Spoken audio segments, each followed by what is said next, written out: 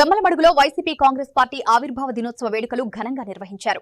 Party 15 సంవత్సరాలు పూర్తి చేసుకుని 16వ సంవత్సరంలోకి అడుగుపెడుతున్న సందర్భంగా పట్టణంలోని వైఎస్సీపీ కార్యాలయం వద్ద ఎమ్మెల్సీ రామసుబ్బారెడ్డి పార్టీ జెండాను ఆవిష్కరించారు. అనంతరం నాయకులు కార్యకర్తలతో కలిసి ర్యాలీగా వెళ్లి దివంగత ముఖ్యమంత్రి రాజశేఖర రెడ్డి విగ్రహానికి పాలాభిషేకం చేసి పూలమాలలు వేసి ఘనంగా నివాళులర్పించారు.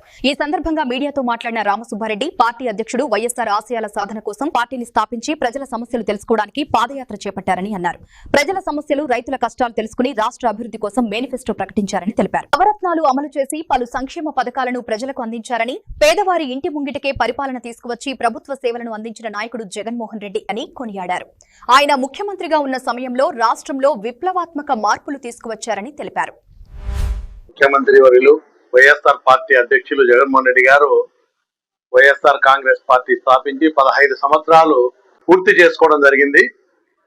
16వ సంవత్సరంలో అడుగు పెడతా ఉన్నాం. ఈ 15 సంవత్సరాల్లో కూడా మనం ఒకసారి జగన్మోహన్ రెడ్డి గారు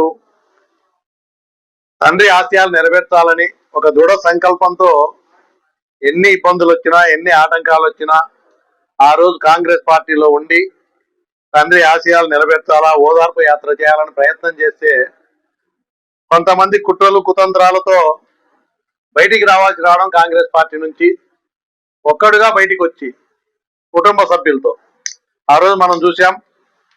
వైఎస్ఆర్ కాంగ్రెస్ పార్టీ స్థాపించి ఎన్నో ప్రజా సమస్యల మీద పోరాటం చేసి ప్రజల పక్షాన ఒక ప్రతిపక్షంగా ఎన్నో కార్యక్రమాలు చేపట్టాడు. తర్వాత పాదయాత్ర చేపట్టడం, 3648 కిలోమీటర్లు పాదయాత్ర చేసి ప్రజల యొక్క సమస్యలు తెలుసుకొని, పేద ప్రజల యొక్క ఇబ్బందులు కష్టాలు కానీ, రైతుల యొక్క కష్టాలు ఏ విధంగా ఉన్నాయి, వాళ్ళ కన్నీళ్లు తుడతాలంటే ఏం చేయాలా, రాష్ట్ర అభివృద్ధికి మనం ఏం చేయాలా అనే పూర్తి అవగాహనతో ఆ రోజు ఒక మేనిఫెస్టో ప్రకటించడం జరిగింది.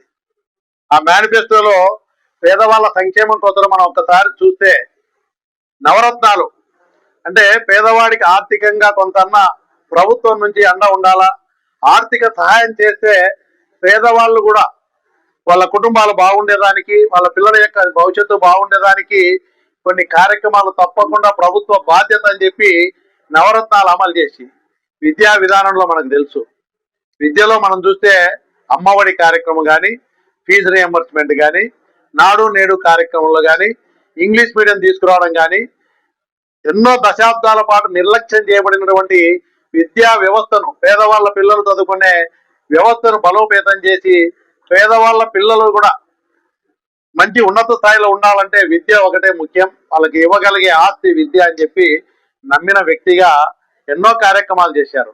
అదేవిధంగా రైతుల కోసం కూడా చాలా కార్యక్రమాలు చేయడం జరిగింది.